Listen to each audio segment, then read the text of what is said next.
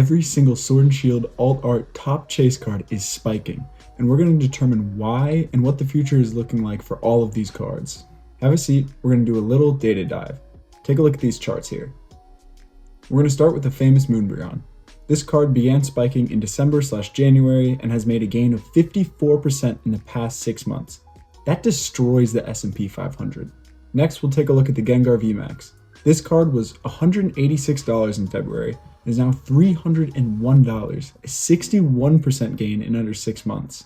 Funnily enough, that destroys the gain that the Moonbryon has had. We'll quickly jump over to the Blaziken VMAX. $151 in March and $251 today. That is a gain of 42% in a single month. That is bonkers. The beautiful Giratina V. I'm a Gen 4, I guess you can call it that, so I'm biased, but this is my favorite card from Sword and Shield. This card has jumped from $252 in March to $334 today, which isn't even updated as it's hard to find a card that's below $400. But for the sake of this, $252 to $334 is a gain of 33% in 1 month. Next, we have the Charizard from Brilliant Stars. This card has had the slowest growth out of every single card on this list. However, since Brilliant Stars just left the Pokemon Center, I believe that it's going to start spiking just like the rest of them. I also think this card will be a great investment because I could see this card easily breaking the $200 barrier within the next year or two. Finally, last but certainly not least, we have the Lugia V. This card was $110 in February and has shot up to $172 today. That is a 56% gain in 3 months. So it's clear, every single one of these cards is spiking, but what do we do about it? First, we need to determine the exact reason why every single one of these cards is spiking. To answer this question, we need to take a quick step back and look at the market as a whole, because the same thing is happening to every single one. In simple terms, demand is increasing and supply just can't keep up. But why is demand increasing in the way that it is? One of the main sources is that the Sword and Shield era is coming to a close. Creators across all platforms have been yelling this, shouting it from the rooftops for months. But now it's really here, with booster boxes leaving the Pokemon Center.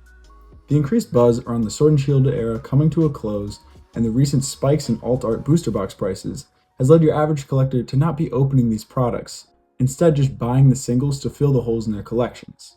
If a collector is missing a specific chase card that they're holding out on buying, for this example we'll use the Giratina V from Lost Origin. They were hoping to pull it in a pack or they're waiting for a good price, but they still really want the card and they haven't bought it yet. They'll see the growing sentiment that the era is coming to an end and that this is the last chance that they'll have to grab these cards. Then that'll influence them to buy the card. As this happens on a widespread scale, the floor price on the card on TCG Player or websites like eBay falls out and the price shoots up. When combined with the average Pokemon investor who's extremely reactionary and only buys things after they've spiked, this leads to a positive feedback loop. The way the positive feedback loop starts is people are told that this is the last chance, inducing FOMO.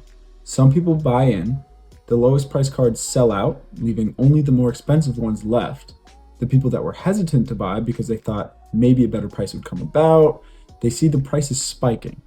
Then some of that audience decides, oh man, they were right, I better get in on it now before it goes even higher.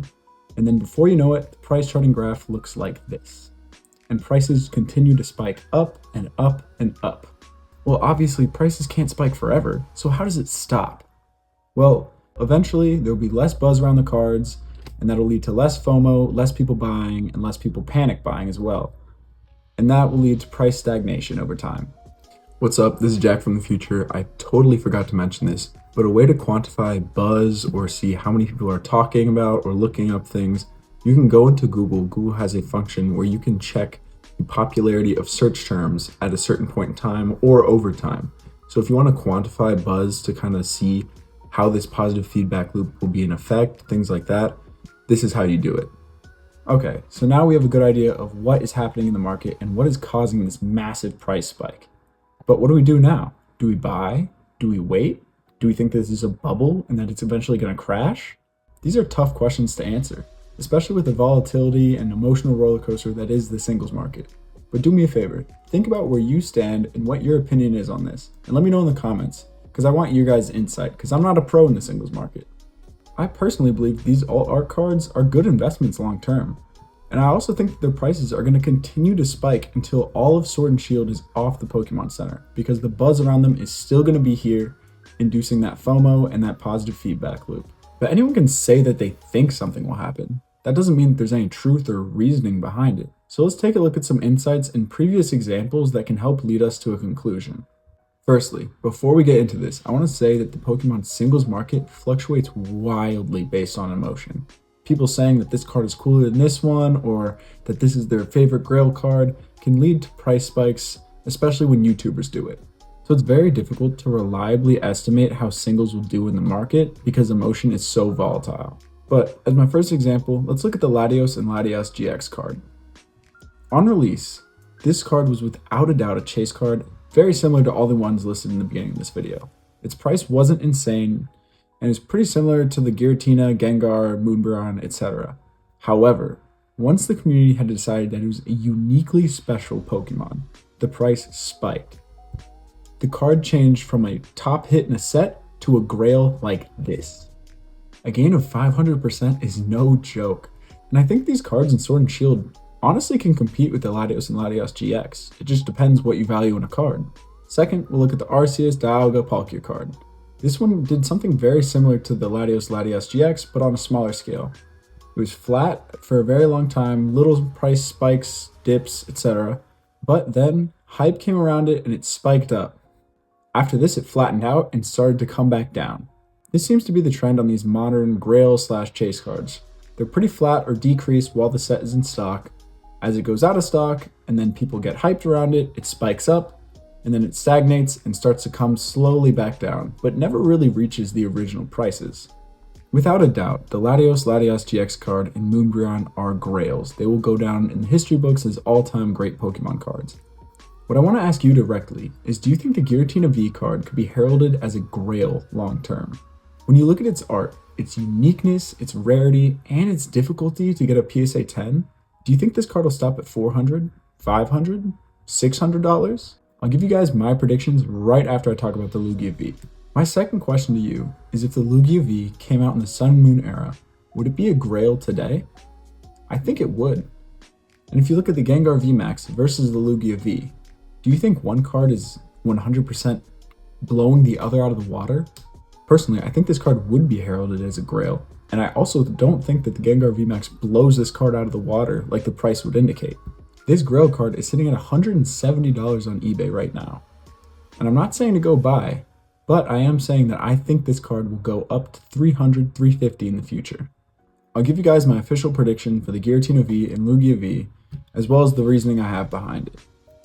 I would guess that the Giratina V will spike for at least 1 month and could go until Sword and Shield is officially off the Pokemon Center, as long as there's buzz around it.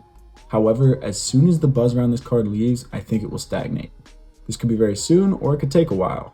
However, I think that this will happen right around $650. I think $700, $800 might be a bit too much for this card.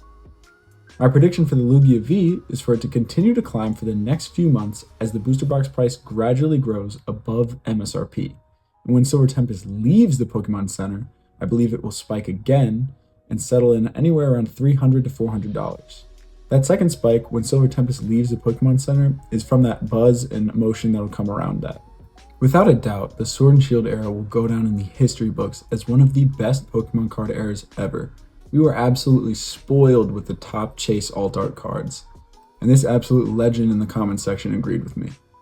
All of these chase cards from Sword and Shield had every single characteristic that would classify them as a grail. Unique, creative, amazing art, and extremely rare. Let me know how you think that these cards will move in the future. As always, thank you for watching and stay safe out there.